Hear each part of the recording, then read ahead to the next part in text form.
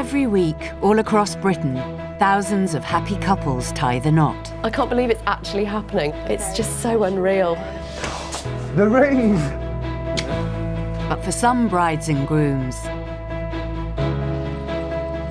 getting married isn't just a memorable day. You may kiss your bride. It's a huge achievement. I had to deal with cancer and then going blind overnight, which was, yeah, quite intense. These extraordinary couples She's the girl of my dreams. I'm really excited about being a husband. refuse to let adversity stand in their way. I want to do it while I've got hair. The changes that have happened to Will have only made me love him more. So we've been through the sickness and health, haven't we? Yeah, we've done one vow. Yeah, we've done one vow. As they go to superhuman lengths to make it down the aisle Let's walk the aisle, shall we? No, let's go to the pub. on the happiest day of their lives.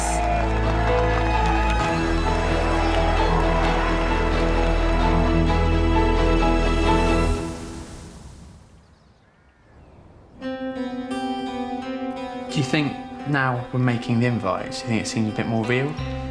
Yeah. Definitely. 33-year-old sports journalist Will and 25-year-old teacher Amy are putting the finishing touches on the invitations to their wedding. Do you have, like, in your mind, like, a tick list of things leading up to the wedding where Yeah. like, each sort of significant milestone feels like a step closer to it? Yeah, this is definitely a big one, isn't it? Yeah. And we want our wedding to be homemade. Yeah, more personal. Yeah. Isn't it? Everything we're doing traditional, but with a slight twist. Whose idea was this? I think it was the bride's. Amy has taken over or taken the lead a bit more on the wedding because I'm fairly... I don't want to write myself off and say I'm useless, but I'm not as useful as I could or should be. The couple met 4 years ago on the most romantic day of the year. We met in Dublin on Valentine's Day, and I think it definitely was love at first sight. There was this complete fate and luck that we stumbled across each other. And I remember so clearly the next day, my friend who I was with was like, I think you're going to marry him. And I was like, no. And in my head I was thinking, yeah, I think so. Nearly 200 miles away in Scunthorpe, another couple are looking forward to tying the knot. A good one of you. You're good on photos, you. 52-year-old police detective Ian met his fiancée Karen at work. It's a little bit dark, that one, but do you remember this one? Yeah. First thing I noticed with Karen was her eyes. She got amazing eyes, really blue and sparkly. And, wow, gorgeous girl as well. Oh. So, yeah, fell in love with you. Oh. They had been together 4 years when last spring their lives took a dramatic turn. Karen was going out for a meal with her colleagues and friends. She drove off in a car after giving me a kiss and said, I love you. No reason at all to believe that anything was going to go drastically wrong that day. Karen's dashboard camera caught the moment that her life changed forever. Despite hitting the bollard, Karen continues on her way to pick up her work colleague, Nigel. Time had come and gone, and it wasn't like Karen to be late. If there's one thing Karen was, she was always very punctual and she was always on time. Eventually, I heard a car coming and I saw it was Karen. I noticed she'd stalled the car, and she was just sort of looking at me. And I thought, you need to come to the end of my driveway at least. She drove to the end of the driveway, which is, I don't know, probably about 20 yards, and stalled it again. I got in the car and I says, you all right? We need to get off. And she just looked at me, sighed, and sort of smiled. What are we doing?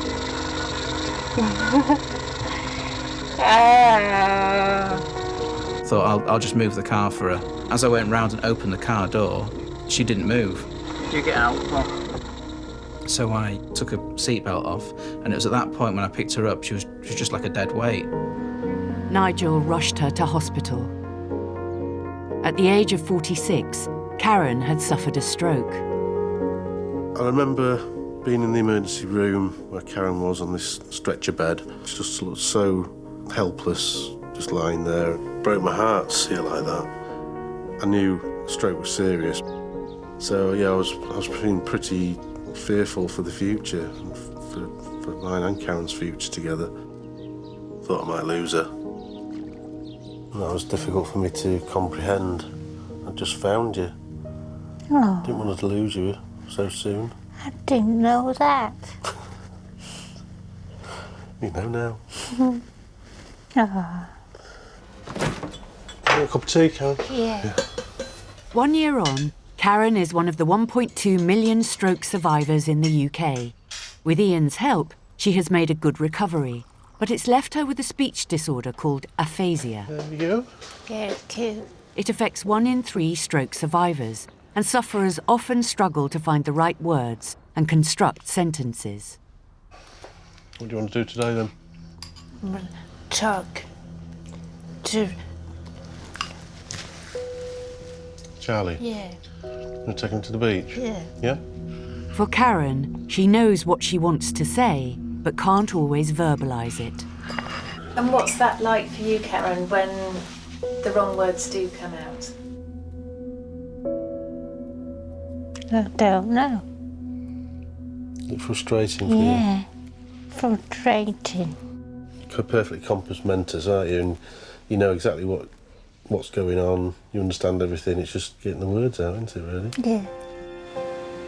Finding the right words is hard for Karen, but on the 5th of December 2015, it was Ian who found himself needing to say exactly the right thing. I proposed to Karen on her birthday last year, which was obviously after a stroke. Just thought, life's too short. I love Karen and I want to spend the rest of my life with her. So thought, let's get married. The expression on her face, I could see she was elated. I think she did say yes or something like that. It was about one of the strongest words she says. Some people would probably run a mile from Karen's condition. I'd never do that. Time to someone else. You thought I'd find somebody else? Yeah. Didn't want anybody else. Oh, really? Really, I don't want anybody else.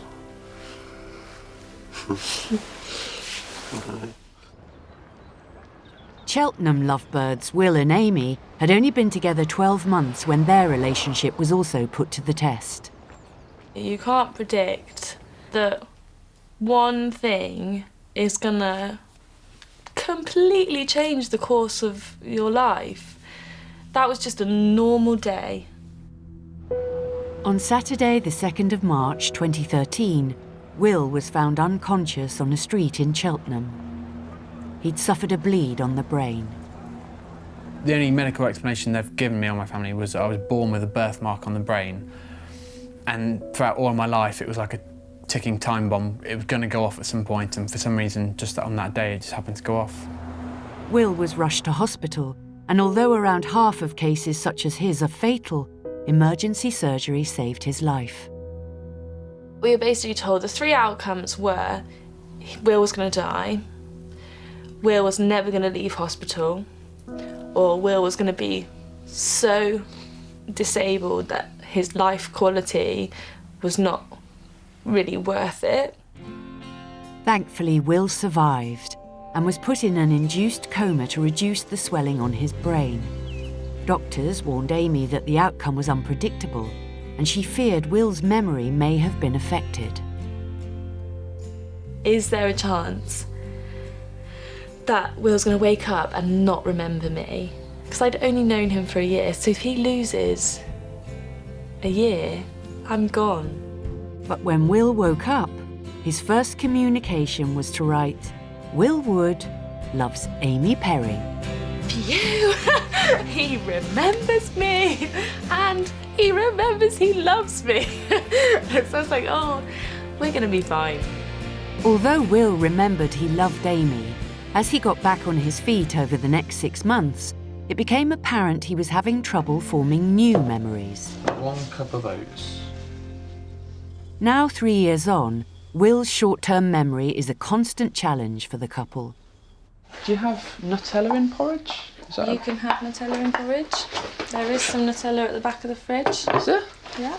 Don't tease me, woman. My memory is annoying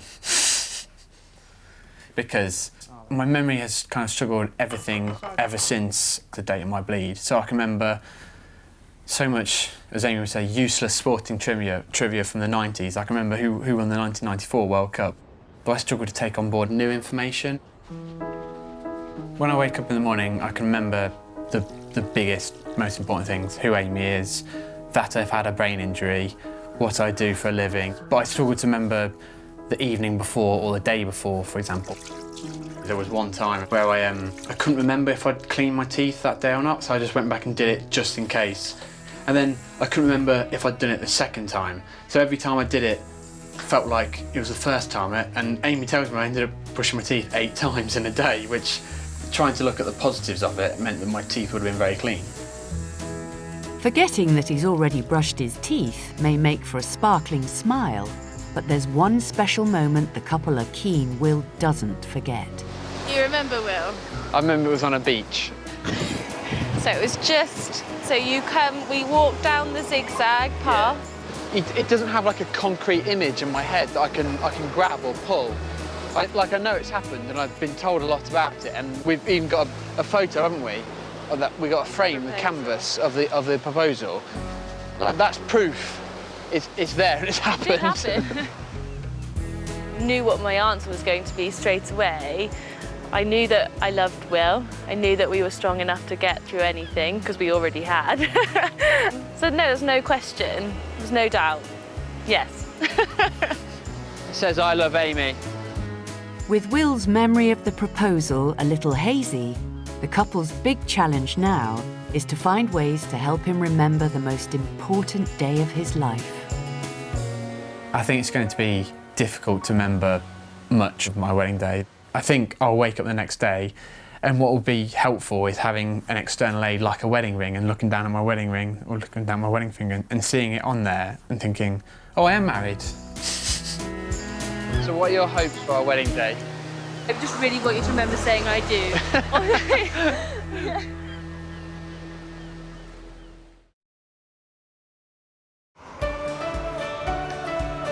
In Scunthorpe, Ian and Karen are at a local wedding fair, planning their dream wedding, which is just 6 months away.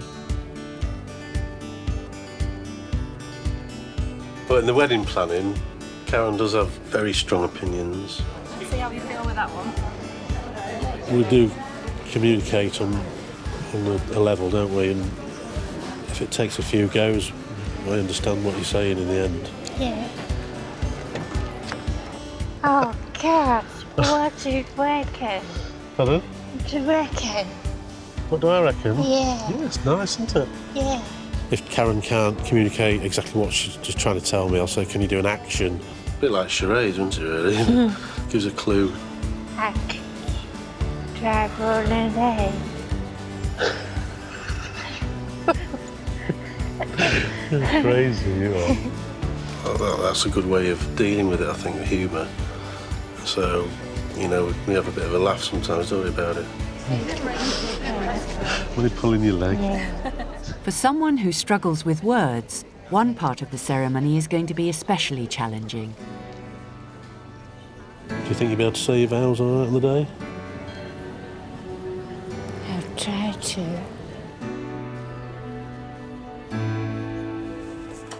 We'll go through them, see if you can remember how to say them, what they are, yeah?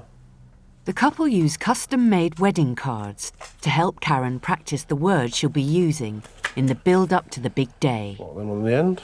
Right, who's that? The best man. Yep, best man, good. Yeah. What's that? 2K. Say it again. 2K. Say B. Bouquet. Bouquet, good. So you are the... B. Bridesmaid. Not maid. They're the bridesmaids, so you are the... Groom. No. You'll be the Bride. Good. How many times have you done these? hundreds. Yeah, so you know by Yeah. now, don't you? It'd mean the world to me if Karen could say her own wedding vows on the day. We'll probably keep the vows fairly simple, Yeah. which you'd be happy with, wouldn't you? 'Cause, Yeah. we looked at those earlier, didn't we, those examples, and Yeah.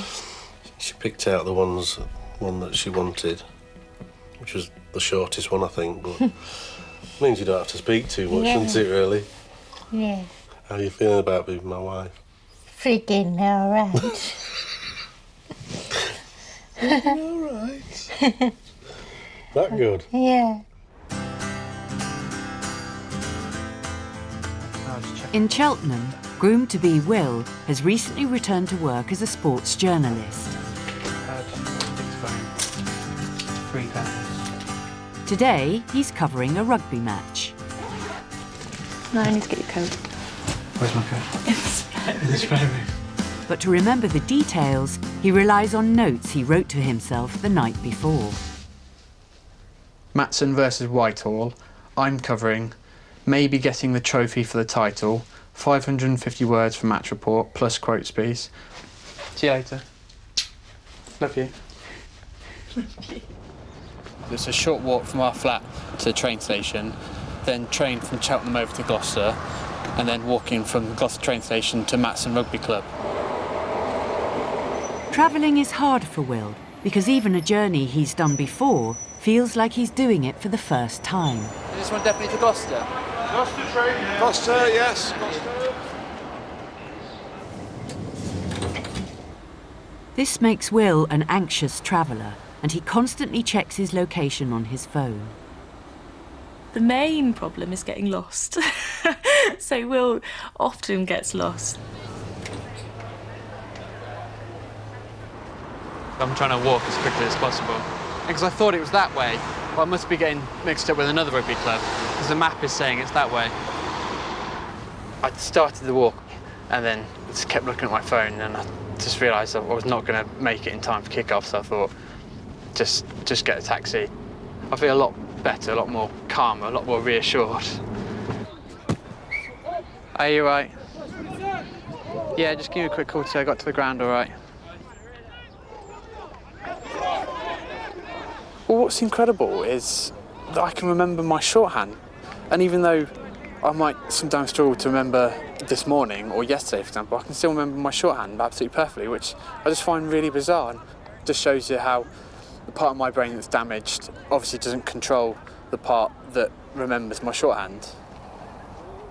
It tends to be anything that's after my injury I struggle to remember, so it's any new information.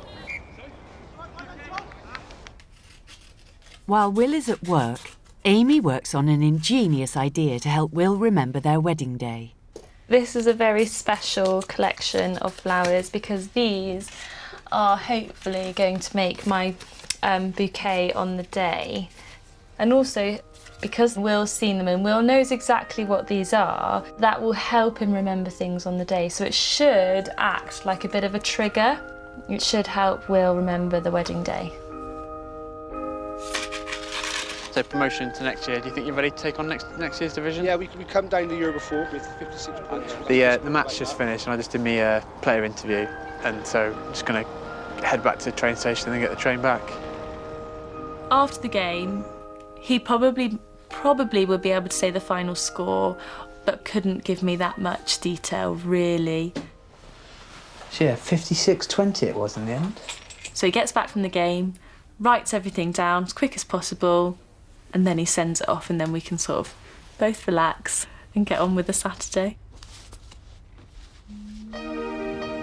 Back in Scunthorpe, bride-to-be Karen is assembling her A-team and has recruited Ian's daughter Whitney and her niece Alicia to be her bridesmaids.